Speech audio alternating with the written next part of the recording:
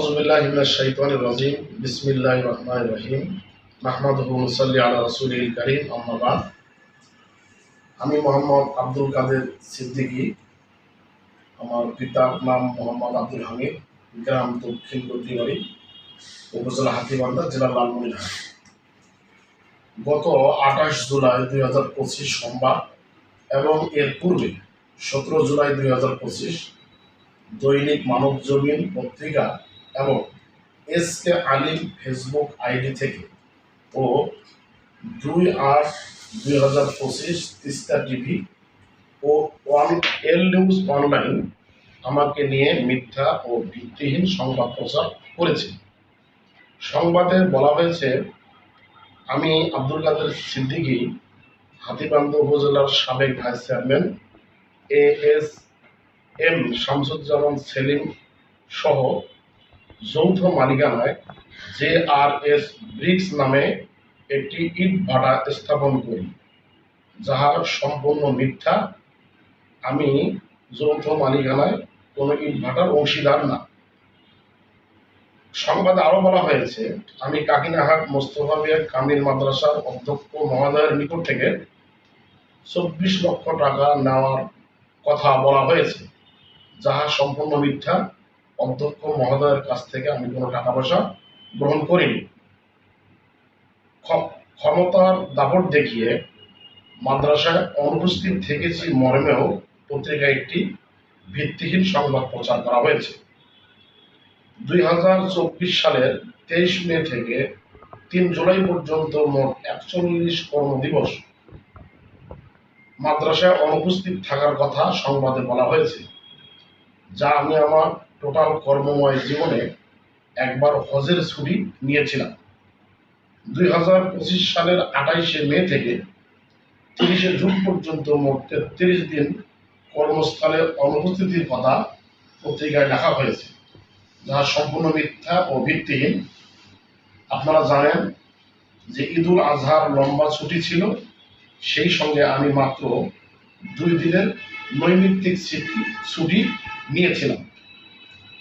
সংবাদ পত্রিকায় আরো মিথ্যা সংবাদ ছাপানো হয়েছে যে আমি নাকি জনরোষ এড়ানোর জন্য ৫ আগস্ট ২০২৪ থেকে সপরিবারে বাইরে থাকি, যা একেবারে ডাহা মিথ্যা। প্রকৃত কথা হলো ২০২২ সাল থেকে আমার সন্তানদের লেখাপড়া করার জন্য আমি পরিবার সহ রংপুরে অবস্থান করি। বর্তমানে আমার সন্তানদের মাদ্রাসা বন্ধ থাকায় কাকিনা আমার মাদ্রাসার পাশে আমি সপরিবার অবস্থান করছি। আরো বলা হয়েছে আমি নাকি ইসলামী দলের দাপট দেখাই, যাহা সম্পূর্ণ মিথ্যা। আমি বাংলাদেশে প্রচলিত কোনো রাজনৈতিক দলের নেতা কর্মী নই। আমি কয়েকটি সামাজিক সংগঠনের সঙ্গে কাজ করি, যেমন জাতীয় ইমাম পরিষদ হাতীবান্ধার তৃতীয়বারের মতো আমি সভাপতির দায়িত্ব পালন করছি।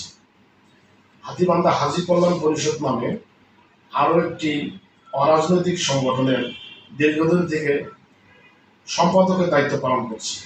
পাশাপাশি জাতীয় মুফাসসির পরিষদ এবং লালমনিরহাট হিজবুল আরাফাহ নামে যে সংগঠন রয়েছে, সেখানেও আমি দায়িত্ব পালন করছি। প্রকৃত কথা হল, আমার মাদ্রাসার রসায়ন বিভাগের সহকারী অধ্যাপক জনাব নারায়ণ চন্দ্র উক্ত এএসএম শামসুজ্জামান সেলিম ভাইয়ের ভাটায় ১২ লক্ষ টাকার ইট ক্রয় করে, যাহা লভ্যাংশ সহ ১০ মাসের মধ্যে ১৫ লক্ষ টাকা চেক জনাব ভাইস চেয়ারম্যান তাকে প্রদান করে। ওই সময় মাধ্যম হিসেবে আমার কাছ থেকেও নারায়ণবাবু সুকৌশলে ১৫ লক্ষ টাকার একটি চেক নেয়। পরের বছর নারায়ণবাবু উক্ত ১৫ লক্ষ টাকা আবারও ওই ইট ভাটায় ইনভেস্ট করে এবং লভ্যাংশ সহ ১৮,৬৬,৭০০ টাকা একটি চেক ভাটা মালিকের কাছ থেকে গ্রহণ করে।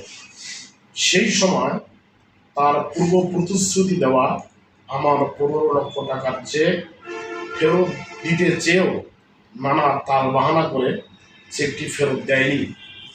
পরবর্তীতে ভাটার মালিক সময় মতো টাকা পরিশোধ করতে না পারায় উক্ত নারায়ণবাবু ভাটা মালিকের নামে 18,66,700 টাকার একটি মামলা দায়ের করেন এবং আমার নামেও 15 লক্ষ টাকা একটি মিথ্যা মামলা দায়ের করেন এবং পত্রিকায় বিভিন্ন সংবাদ প্রকাশ করে আমার মান সম্মান এবং আমার মাদ্রাসার মান সম্মান এবং হাতীবান্ধার জাতীয় ইমাম পরিষদের মান সম্মানে যথেষ্ট আঘাত আনে। আমি সচেতন নাগরিক এবং দেশবাসীর কাছে এই মিথ্যা সংবাদ প্রচার প্রকাশ করে আমাকে হেয় করার তীব্র প্রতিবাদ এবং নিন্দা জানাচ্ছি এবং জাতির কাছে বিচার চাচ্ছি। মহান আল্লাহ তাআলা যেন তাদের সঠিক বিচার করেন। আসসালামু আলাইকুম।